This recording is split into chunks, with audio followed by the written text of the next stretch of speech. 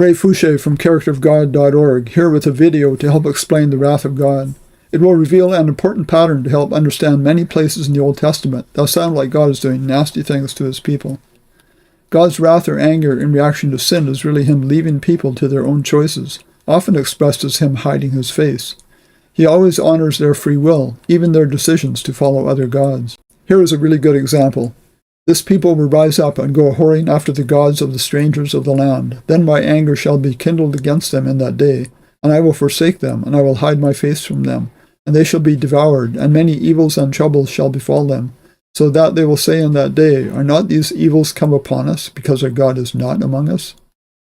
That passage follows this pattern. When man sins, God in wrath or anger allows the consequences, and trouble comes upon them, trouble from a source other than God. You can see that pattern clearly when the words are color-coded. This people will rise up and go whoring after the gods of the strangers of the land. There is the sin, turning from God. And here is God's reaction. Then my anger shall be kindled against them. There is the anger or wrath. Both are common translations of the original Hebrew word. Really, it is the disappointment, or even the stronger emotion of grief. We can also see that association in the New Testament. And when Jesus had looked round about on them with anger, being grieved for the hardness of their hearts. Back to Deuteronomy 31. I will forsake them, and I will hide my face from them. God will move away from them, as in leaving them to the consequences of their choices, rather than moving towards them to punish.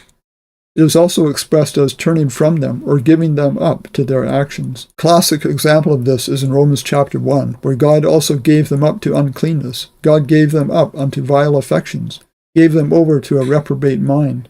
In some cases, he didn't just allow the consequences, but went further and accommodated their desires, as when he gave them a king at their insistence. You can read about that at this link, and all links will be in the description. Back again to Deuteronomy 31 to see the trouble. They shall be devoured, and many evils and troubles shall befall them. Those troubles would come from a source other than God, who was withdrawing himself. And then in our passage there is the recognition of what was happening. So that they will say in that day, Are not these evils come upon us, because our God is not among us? There is the complete passage, with all the color coding. It is very interesting that the people even realized why they were having troubles, because God was not among them. It was not God's presence imposing punishment upon them, but rather his absence from them that left them unprotected. That was the cause, and they knew it. Be sure to watch this video to the very end, when I will give you a surprising way to remember this SWAT acronym. It might even startle you. The pattern is so common that I have been able to list over 70 examples from Scripture at this link. And here is the link for the glossary entry for wrath or anger, which shows how the Bible itself defines wrath. Here is another example. And he, Moses, said, O my Lord, send, I pray thee, by the hand of him whom thou wilt send. This is Moses' distrust of God. And the anger of the Lord was kindled against Moses, and he said, Is not Aaron the Levite thy brother? I know that he can speak well. And also, behold, he cometh forth to meet thee, and when he seeth thee, he will be glad in his heart. God is giving Moses good news. It will be a happy reunion between brothers who haven't seen each other for 40 years. That doesn't sound like God is very angry with Moses, not as we would understand anger. You might ask, where is the trouble part of that passage? It does not always appear in the passage, as it can come considerably later in some cases.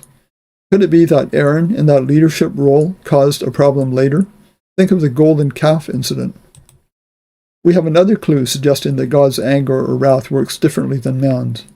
For the wrath of man does not produce the righteousness of God. Here's one more example. Take heed to yourselves that your heart be not deceived, and ye turn aside and serve other gods and worship them.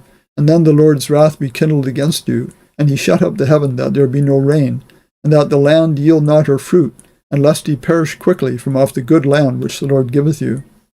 Note that he shut up the heaven is not so much God doing something, as it is him ceasing to do what he normally does. He maketh his sun to rise on the evil and on the good, and sendeth rain on the just and the unjust. You can remember this pattern by using the acronym SWAT, S-W-A-T. That's SWAT, like this.